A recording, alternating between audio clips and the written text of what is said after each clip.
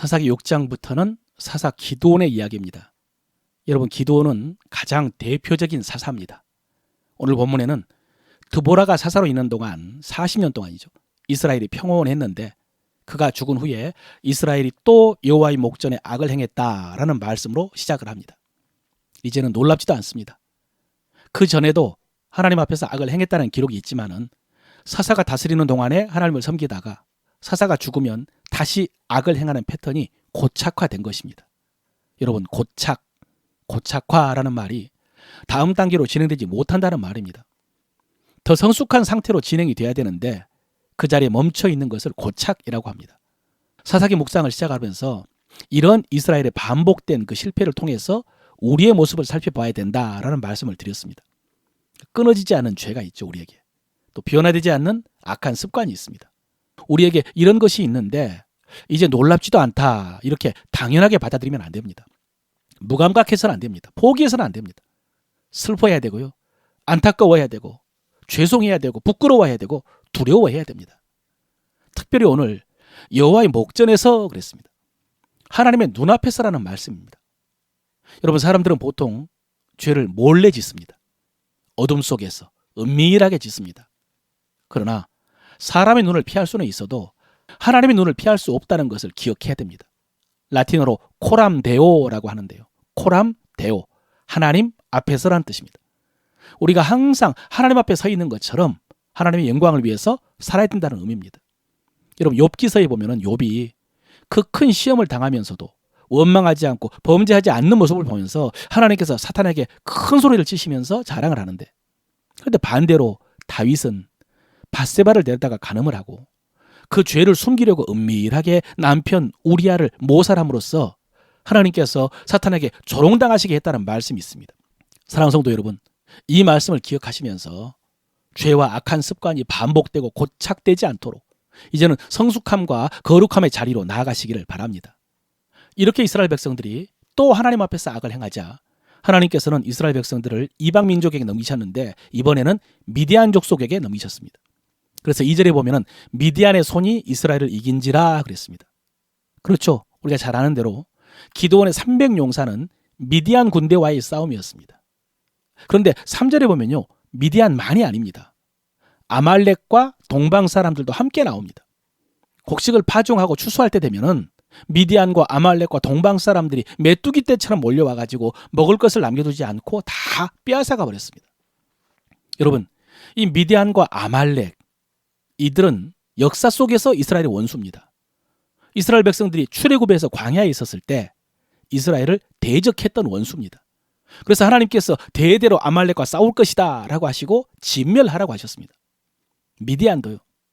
모압 왕 발락이 발람을 불러가지고 이스라엘을 저주하려고 했다가 실패하자 바알의 제사에 이스라엘 남자들을 초청해가지고 바알 숭배와 음행에 빠지게 했는데 그때 이용했던 사람이 미디안 여인들이었습니다.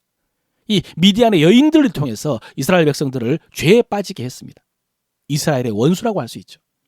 그런데 여러분, 오늘 말씀에 보면은 이렇게 이스라엘 백성들이 악을 행하면 하나님께서 원수들을 강하게 하십니다. 영적으로 하나님의 백성이 범죄를 하면은 원수 마귀가 강해져가지고 삶이 고통스러워집니다. 여러분, 이것이 영적인 원리입니다. 여러분을 괴롭히는 악한 원수가 있습니까? 여러분이 범죄하면 그 원수의 힘이 강해진다는 사실을 알아야 됩니다. 그래도 악을 행하고 죄를 끊지 못하시겠습니까?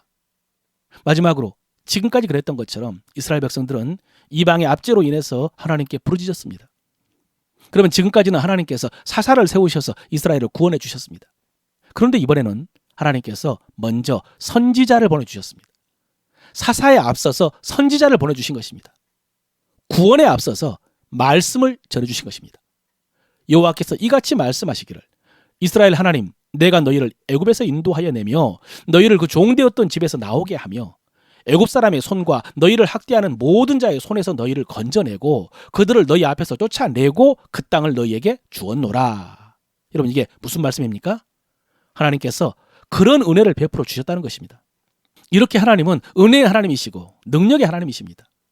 그런데 이스라엘 백성은 그 하나님을 버리고 이방신을 섬겼습니다. 이것은 은혜를 배신한 것이고 미련한 짓이었습니다. 사람의 손으로 만든 아무것도 아닌 우상을 섬기는 것이 미련한 일이고, 그들을 구원하셨을 뿐만 아니라 만물을 창조하시고 다스리시는 능력의 하나님을 배신한 일이 미련한 일이었습니다. 그래서 하나님께서요, 이방 원수의 손에 넘겨주신 것입니다. 여러분, 우리가 주님의 십자가를 통해서 받은 은혜는 이스라엘 백성들이 받은 은혜보다 훨씬 큽니다. 비교할 수 없이 큰 은혜와 사랑을 받았습니다.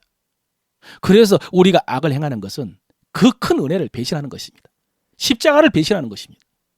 그리고 그것은 미련한 일입니다. 왜냐하면 우리를 그렇게 사랑하신 하나님께서 우리를 그대로 두시지 않기 때문입니다. 혹독하게 징계하십니다. 설교를 마칩니다. 여러분, 오늘 말씀 속에서 우리가 악에서 떠나고 악한 습관을 반복하지 말아야 될 세 가지 이유를 살펴보았습니다. 먼저는 하나님의 영광을 가리기 때문입니다. 두 번째는 원수가 강해지기 때문입니다. 세 번째는 은혜를 배신하는 일이기 때문입니다. 그리고 이 모든 일은 우리에게 고통이 될 것입니다. 사랑하는 성도 여러분, 이스라엘이 또 여호와의 목전에서 악을 행했다는 이 미련하고 악한 습관에서 떠나시기를 바랍니다. 오늘 말씀을 통해서 우리가 입술로 고백할 우리 믿음의 도리입니다.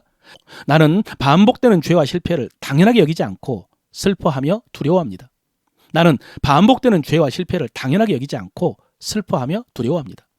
나는 나의 모든 행위가 하나님의 눈앞에 있음을 믿습니다. 나는 나의 모든 행위가 하나님의 눈앞에 있음을 믿습니다. 내가 범죄할 때 하나님의 영광은 가려지고 원수는 강해질 것입니다.